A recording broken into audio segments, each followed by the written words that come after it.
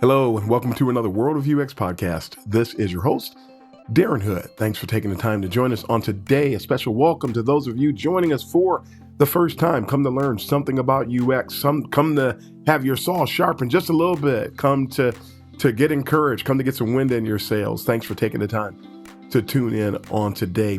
We are in the process of recording our Ask Me Anything sessions. We do have 2 more queued up, but we're not going to show them consecutively. So this week, we're not even going to do a potpourri. We're going to do something that is reminiscent of a potpourri. But this week, I want to spend some time talking about a specific topic, and it is the importance of understanding mediocre design. This is something that we've talked about a little bit on social media before. We talk about this at the Kaizen UX Rendezvous, but I had it logged to spend some time talking about this on the show. And I think that it's really important, and this is really a fitting time to do it now that we're producing videos, because now I can talk about it and you don't have to use your imagination. I'm going to show you some examples on the screen here, and it's going to help illustrate what it is that we're getting at. I'm going to give you a little bit of a backstory about why it's so important to understand and digest mediocre design. And think about it. How often do you come across mediocre design? It is frequently. we come across, when it comes to looking at things from a UX perspective, we come across things that are not the best executed of designs and experiences on a consistent basis. It's important to log those, to take note of them, because you don't want to duplicate what you saw. You don't want to be one of the ones that's producing it. Now, there's a couple of things I need to say to preface this before we go into it, because I've talked about this again. I've talked about this on social media before. I've talked about this at different events.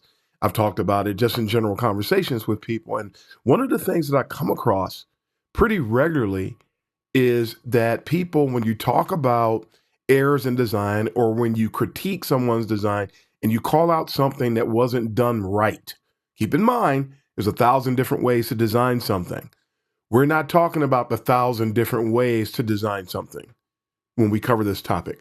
We're talking about things that should not be done under any circumstances.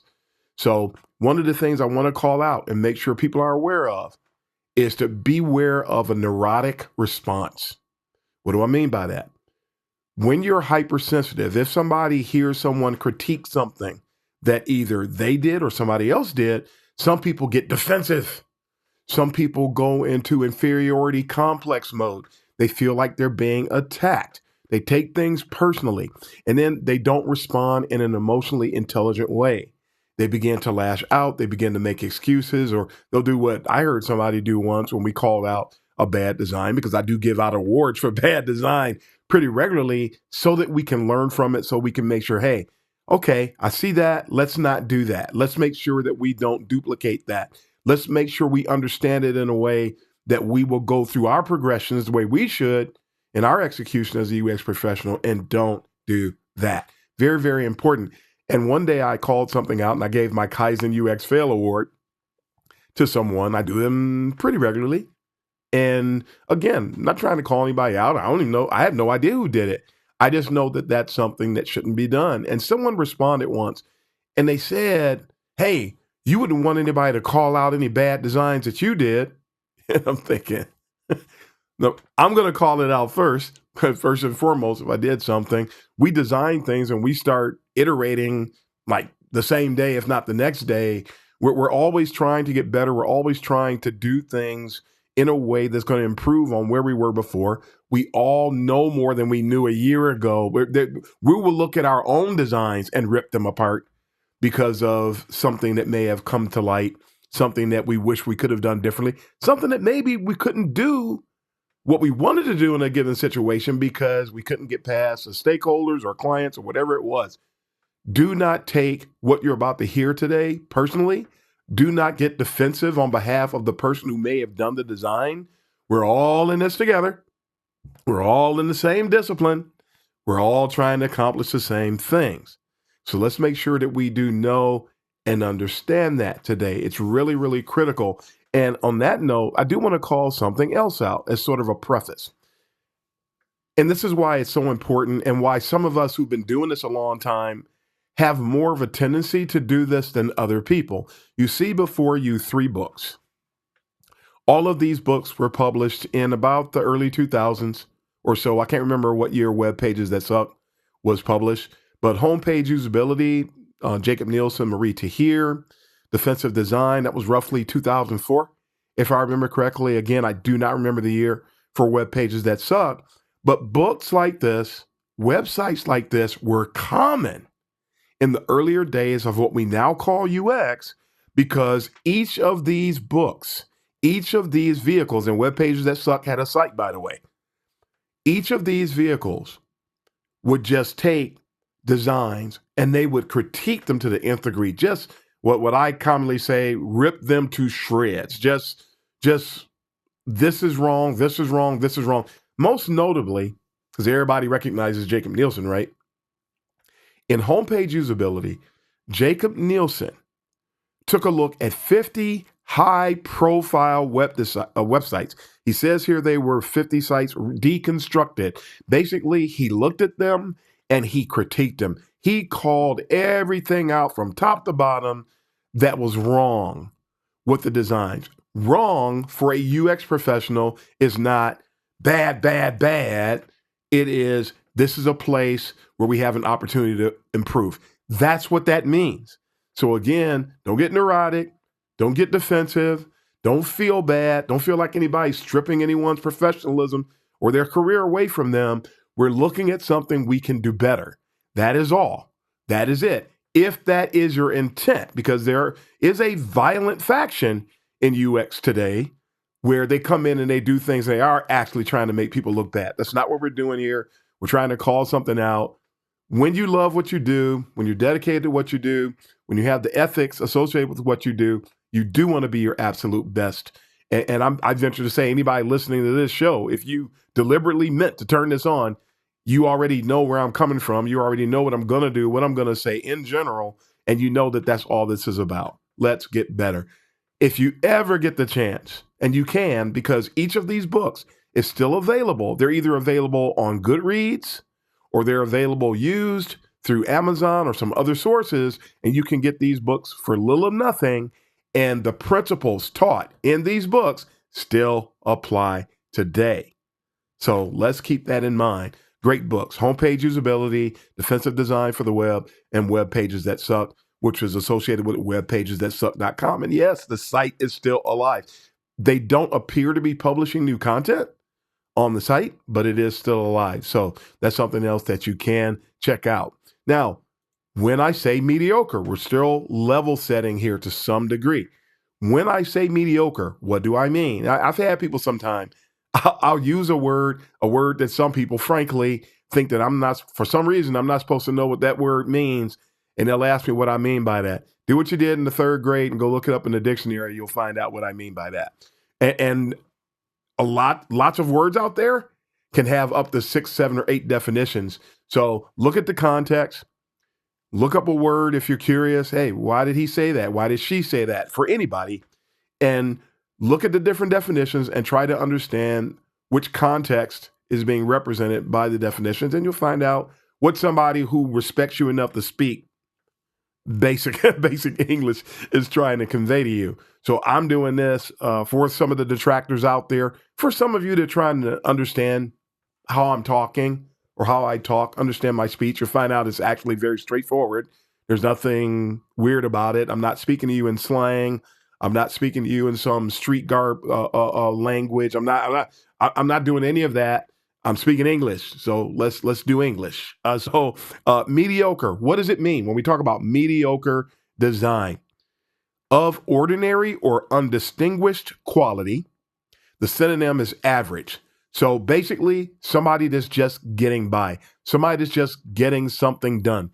We refer to this sometime in UX circles as checking boxes. You can say that it's done. Is it quality? No. Is it something that it is going to really meet the needs, but is it going to hit the sweet spot between user needs, business needs, and constraints? Probably not, because somebody was just trying to get something done. That is unethical. We need to do the right things. Definition number 2, and there are 3 of them here, of a middle quality, of but a moderate or low degree of excellence. Indifferent. Man, look at that one. Indifferent. Somebody that just designed something, but they just didn't care. That's what the indifference is referring to. Ordinary. And then it picks up on that, even in definition number 3. Dictionaries can be like this, but we be patient. We'll get through it. Ordinary. Not extraordinary. Not excellent. Not special. Not exceptional or great. It's of medium quality. It just gets by. And there's a lot of mediocre design happening in UX circles today. Now, all of that said, and now I think we've got a foundation laid. People know what it is I'm trying to do. You know how to set yourself from a mental standpoint to take in what we're trying to share with you on today.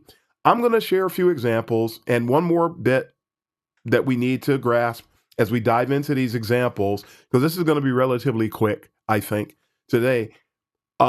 These examples are going to be of the micro variety. So what do I mean by micro? You have macro and you have micro elements. Micro means it's very small, very minuscule. It's something that happens along the way in the experience. Macro is very high level. It's very basic. It's everybody sees it. Everybody can see macro, but you need a microscope. That's why they call them microscopes, because it allows you to see something that's there, but you only see it if you examine it through a particular lens. So micro experiences, as they are called, micro interactions, some people will call them in some cases, although there's a little bit of a difference between the two. But when you look at that, when you look at things from a micro perspective, when you get into the task analysis and you look at the different steps along an experience, that's where you'll find the micro parts of the experience. And truth be told, a lot of experiences fall apart at the micro level. If people are only examining at the macro level, you won't see it. So the things I'm going to show you across these, I've got really 1, 2, 3, and a bonus topic. So I'm going to cover 4 examples today, with number 4 being a bonus, if you will. And we are going to share these, and we want to help you to understand the benefits of looking at mediocre design, of identifying it. Truth be told, folks, all of us, you will see some mediocre efforts on your own part sometimes. You want to get good at seeing it so you can overcome it. I did so-and-so. Why did I do that? I don't like that. Get good at critiquing yourself. That's part of emotional intelligence. To be self-aware, even when what you see is something you're not proud of. Just see it, deal with it. Deal with it. Okay, that's it. Want to get into it? Let us start taking a look at some mediocre designs. All right. Number 1. Told you this was micro. I don't even know if people are paying attention to this. And some people, be it known, everybody's not having this experience. Oh, I forgot to mention one other thing. Some of these examples are going to be extremely generic. One of them is going to be extremely generic. And the other 3 are going to mention some brand names. So I want you to be aware of that. Again, none of this is personal, but we are calling things out because somebody should have been upset enough to not have deployed this. And also, it is UX designers' responsibility to advocate to make sure these things don't happen. Now, if you advocate and they still happen, you did your job. Understand that. You did your job. But if you see it and you do nothing, or if you see it and you're indifferent, we just saw that word, you see it and you're indifferent, you are being mediocre. So, example number 1. And I said, everybody doesn't see this. You already see the name Zoom in there. You know this is a Zoom part of an experience. I purposely did not show you the entire screen because I'm not at liberty to. And I'm really trying to call out one thing. I'm wondering how many of you out there have used Zoom. This is more likely to happen in a corporate environment where you're using the company's version of Zoom. And you start a Zoom call or you join a Zoom call and you get this message. It pops up by the Zoom icon, and this is being shown on Mac. I don't know if Windows people are having this problem, but when you go into Zoom, you launch Zoom, or you join a meeting, you will get this little weird message many of us are getting. And it says, turn on reactions for those who are on audio, because I have to describe this for the audio people too. Turn on reactions. Zoom.us says turn off reaction effects. Click, and it shows the little camera icon, and select reactions to add more impact to your gestures. Somebody would say, well, Darren, what's wrong with that? It's letting me know what I can do to sort of accentuate or add something else to my experience in Zoom. What's the problem with that? Let's look at it like this. Let's say you go to 50 meetings over the course of 3 weeks, 50 meetings over 4 weeks, whatever it is. Don't worry about the time frame. My point is, what if every single solitary time you go into Zoom, whether you're joining a meeting or launching a meeting, you get this message? And then you would think that you could click on the X, again, describing for people, trying to make sure I bring the audio folks into this. There's a little X in the upper right-hand corner of this message. You would think that if you click that, it closes.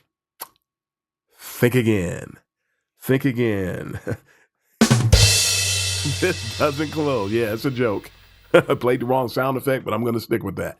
It's a joke. Folks, this is not supposed to happen. You're either supposed to click that. You should be able to log into some place and turn that off so it doesn't come on anymore. You should be able to do it from right here. You should be able to click the X, close it. You can't. You have to click the camera icon. And if you're like me and you're working on 3 monitors, most people probably working on 2, in some cases just 1, this message pops up on every screen every single solitary time that you go to a meeting or start a meeting or go to a meeting. Let's just leave it like that. You go to a meeting. Now, the UX people are responsible for mitigating the annoyance. We usually talk about risk mitigation. How about annoyance mitigation?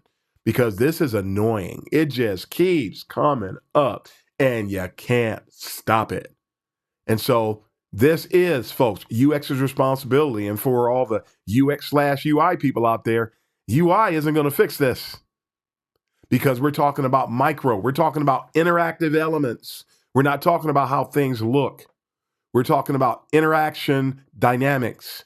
And so the UX people, that is our domain, we need to push back. We need to bring this up. We need to identify. We need to get word about it from somebody. We need to do something about it, because if this doesn't get resolved, it's something that will contribute to detrimentally impacting the brand experience, the reputation of that company. Now, people are already paying for Zoom. They're not going to get off of this and go somewhere else. But this is just one annoyance. There are others. And the problem with annoyances is that they stack up.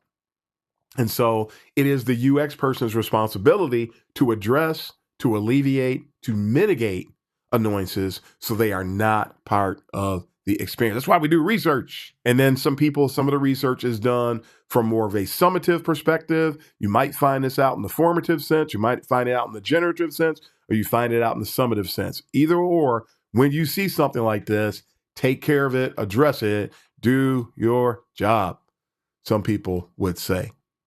Let's move on to topic number 2, shall we?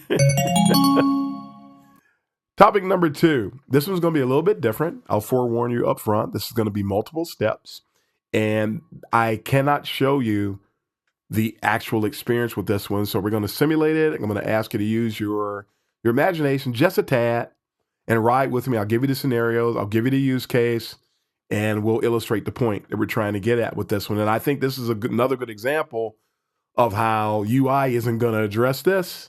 This is a UX thing. This has to do with our domain, and we're supposed to be mitigating risk. We're supposed to be trying to mitigate annoyance and a bunch of different things. So I'm going to call all of that out with this example. But let's take a look at this. Now, a lot of us, we know there's a lot of pay services out there, like Affirm, Klarna, Afterpay, ShopPay. There's a bunch of these different solutions where you can buy something, and instead of paying cash, putting it on a credit card, you can actually pay for it using one of these services, and they'll spread your payments out over time. You can make these payments based on the intervals that are indicated in your agreement, or you can log on at any time and you can pay off the balance. This is the use case that we're going to look at. And in this example, the person in question here has a universal remote, 2 orders, a universal remote, and a refrigerator. The balance on the universal remote is $47.92. The balance on the refrigerator is $921.21. And the person says, you know what? That nagging $47 out there is just $47. I just want to get rid of it. So they log in and they're going to pay that. And that should be the end of it, right? So freeze frame there cognitively, if you will. And let's take a quick look at somewhat of a semi-task flow. We're not going to get into all the weeds, but we do want to look at this and sort of try to get people to think in that micro line of things, if you will. So the first thing you're going to do, let's say this is a mobile app where everything is managed. You're going to log in. That's first. That's where you start the experience. You got to find your orders because there's a lot of stuff in the app. You got to find the screen where the orders are in order to find the order you want to pay. So you find the orders. Now you see the order. So now you have to make a decision. Which order do I want to pay off? So you select pay balance associated with that particular order, right? You with me? So, and I hope all the audio people are with me as well. Next, you're going to provide the payment details. We didn't illustrate that. We just showed you enough to help you understand what we're trying to do here. But under these types of scenarios or in these types of scenarios, you're going to enter your payment details. It's either something that's already on file, you're going to enter a credit card or whatever it is, a check, whatever it is, do an ACH, and you're going to pay, tell it how you want to pay for whatever transaction is about to go through. And then you submit your payment and you get a confirmation. Let's just say that you did all these things. We're trying to pay off the 40 some odd dollar balance, right? But let's say you did it, but you get this message. Congratulations, you have paid off your balance of $921.21. Thank you for your business. And so now you went in to pay the $47 transaction, but the system logged the payment for the $921, and you go and check your checking account or you check your credit card, however you paid it, and there's that transaction for $921. What in the world happened? Well, there was a disconnect. Something in the user experience, if we were to go back, when you went to click on pay balance, something happened where you click pay balance for the $47.92, but the system somewhere on the back end, or was it the front end, was something coded improperly. Something happened, and instead of the $47.92, the $921.21 is the one that was paid, and now you got to go jump through hoops, and now you're scrambling because now you're out of $900 roughly instead of $47.92. That's a big difference. Methinks the wrong transaction went through. Somebody would say this is not a UX thing. It is definitely a CX thing. It is related to UX. It is partially a UX thing. UX can impact it because we're the ones that work with the developers. We're the ones that are connected to the QA people. When we find out, when somebody calls us and we find out that this happened, somebody's got to go through and go back and trace the steps at a micro level. We have to look at this at a micro level in order to get it resolved. But again, this is another example of mediocre design. And I purposely included something like this because UX's reach does extend to that extent. We interact with all of those other people who can fix this. The average UX person cannot fix this directly. We can, however, navigate its resolution. We can call it out. We can bring attention to it. This is where we need to be as UX people. So this is important today. So please know and understand. Please, please, please know and understand that these types of things, the UX people don't get to hear about it, learn about it, and then say, wasn't me. We should care enough about the well-being of our users and the impact on the business to a point where we make this our business. as much as we possibly can. And so I want to make sure we call that out today. Example number 3. Let us move on. Well, I told you some companies that you can identify are going to get called out on this one. This is one of those. We are at homedepot.com. Sorry, Home Depot. You folks need to fix this. And we're going to be doing some live heuristic analyses in the near future, and we have to look at real stuff. And so this is a forerunner to that. I found out about this one because, talk about refrigerators, I was hunting for a refrigerator. I was shopping for a refrigerator, and I love Home Depot, and I love Lowe's, and I love all these other little places. Like there's other stores like that. I just call out those two, probably the two most recognizable in this arena. And one day I went to the Home Depot site and I saw this, and I was looking for a refrigerator, and I could just click on shop now and go into it. Yeah, I could. And I'm sort of pausing to give people who are watching this by way of video a chance to scan the screen. And let me describe this for people on audio. You know how these things go. Top left, logo on Home Depot. Next to that, there's an indicator as to your city or your store. Really, it's the store, the one that's certainly your store or currently your store. I live in Southfield, Michigan. There's the Southfield store. The store closed at 10 p.m. That shows on the site. Interestingly, in green. Yeah, good luck with with colorblind people recognizing that, but that's not what we're here to look at today. The zip code, my zip code is there. They have a big search engine. What can we help you find today? Okay, that works. No problem. Then there's a button, shop all, with the little iconography symbols here, little semiotics going here. We've got the shop all with an icon. We've got services an icon, DIY an icon, my name. So that's where you might see my orders and different things like that. And then the shopping cart, and above that, credit services. We're only focusing on that part of the experience. So somebody would say, well, that's the global navigation. I beg to differ. It has more of a utility navigation flair to it. And that's my point.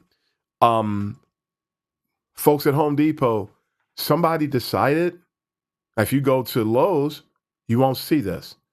Lowe's still has, they say shop all on Lowe's, but they also show all of the global nav categories across the top of the screen. Somebody somewhere decided that folks don't need a global nav anymore. This is one of the weirdest navigation, information architecture faux pas I have ever seen. You do not take away global nav. And here's the funny thing. Do this on your own. I've talked about this from time to time. If you scroll about 3/4 of the way down the page, all of the categories and all the things that used to be listed in the hamburger menu that used to appear at the top of this screen are now listed, exposed 3/4 of the way down the page. Who in the world knows it's down there? Nobody knows, unless you've been there once and you know. And somebody might say, well, at least it's learnable. I repeat, never take the global navigation away. I heard somebody mention that once as an initiative, and I just laughed. I'm like, no, you are not going to do that. Are you? And that was about 3 or 4 years ago that I heard somebody say that. Now I'm seeing this. This is a bad move. I hope somebody from Home Depot sees this. And again, it's not to embarrass anybody or anything, but this is the world we live in. This is the world of UX. We are the critical folks. We are the overly analytical folks. Sometimes we don't miss anything, and we are going to call it out. We are going to make sure that it's brought to people's attention, and we do want to be the change agents that we are and see to it that this gets changed. The global navigation should be on this page. We ended up buying this refrigerator from a different source. My memory serves me correctly because I was so taken aback by what I saw here. I just refused to shop. Have I stopped shopping at Home Depot? No. Am I advocating for No, I'm not. That particular day, the annoyance was so high that I abandon my experience. And here's the funny thing. How many abandoned experiences are there? Truly abandoned experiences when something like this happens. Because when customers get annoyed, everybody has what's called an annoyance threshold. Every user has an annoyance threshold. And you don't know really where it is. And it varies from user to user. But it is the UX person's responsibility to try to mitigate and eliminate all annoyances in the experience. So that is huge. So we want to be aware of that. We want to manage that. We want to take care of that. Bad move. Boo. Boo, boo, boo.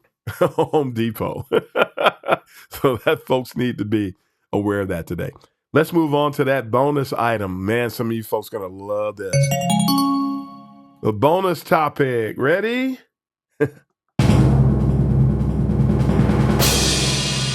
LinkedIn. All right. I'm sure almost everybody, if not everybody, listening to this show has seen this image. And for those of you listening by audio, I am showing that email that you get when someone tries to connect with you, they invite you to connect on LinkedIn, and you get this email. It says LinkedIn in the upper left-hand corner. Your icon is showing in the upper right. The person's profile information is showing their picture, their name, their description, and then this line that shows how many connections the two of you have in common. And from email, you can either accept it or you can view the profile. I personally, just a little sidebar, I like to view profiles first. I want to know who I'm connecting to. I want to know how much of a quality engagement we'll be able to have. And so I try to gauge that as best I can by the person's history, their job title, the way they represent themselves. I look at a lot of different things. I'll look at some of their content. What have they been posting? What have they been liking? Who have they been engaging with? And okay, this could be a quality connection. Let's go ahead and connect. This is going to be garbage. No, you're not. All you're going to do is create work for me. And then I don't accept every invitation. A lot of people do. I don't. I don't care. 30,000 people follow me roughly on LinkedIn. And if I didn't say no, there would be more. So I don't care about the numbers. So just so you know, I'm being very transparent about that, and it's critical because I want to have valuable interactions with people and not just interaction for the sake of interaction. And I certainly don't want to connect with people that are going to create a bunch of work for me by sharing misinformation all the time and saying things that I know that are damaging to the discipline. I don't want to connect with those people. I'm just telling you. I won't knowingly do it. But here's where we're calling out LinkedIn. I've given LinkedIn several of the Kaizen UX Fail Awards. You don't see anything wrong with this, right? And forget about the fact, for those of you listening by way of video, for some reason the LinkedIn image is not showing. I'm not going to ding them for that because that might not be their fault. But there's nothing wrong with that. There's nothing wrong with the icon in the upper right-hand corner. There's nothing wrong with the profile information about the person that's seeking to connect. There's nothing wrong with the accept or the view profile button. There's nothing wrong with that.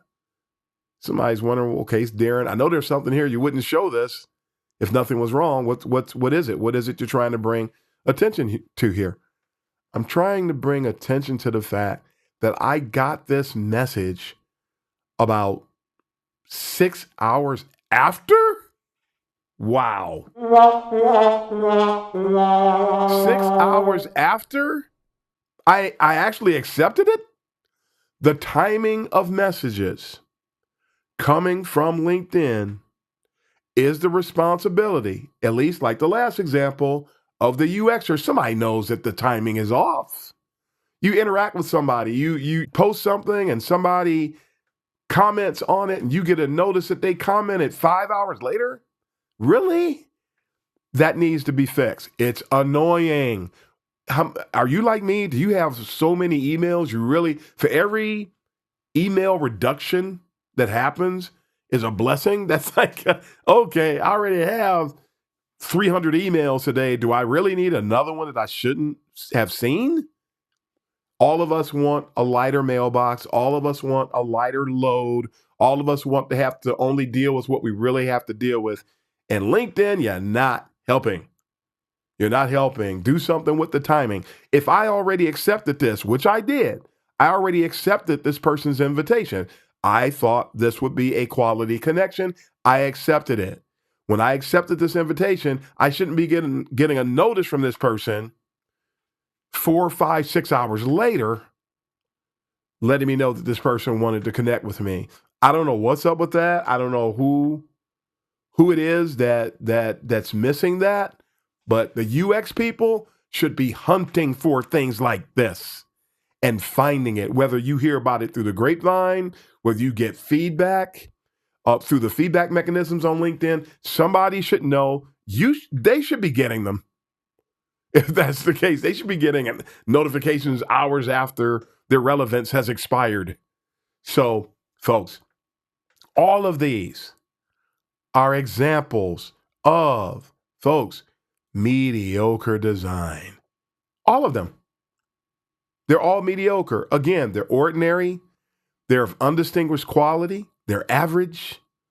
They're of a middle quality. They have a moderate or low degree of excellence, so they're not really excellent at all. They're indifferent. They're, again, ordinary, which we've already said. They're not extraordinary. They're not special. They're not exceptional. They're not great. They're just taking up space.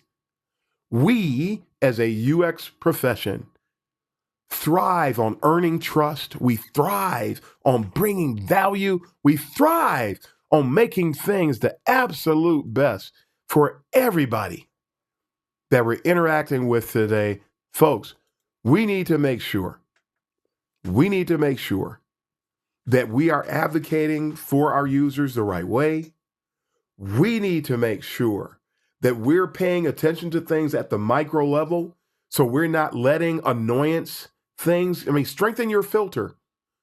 And when you do that, you won't let things like this through. You'll see it and you go, something's up with that. Okay, dig into it.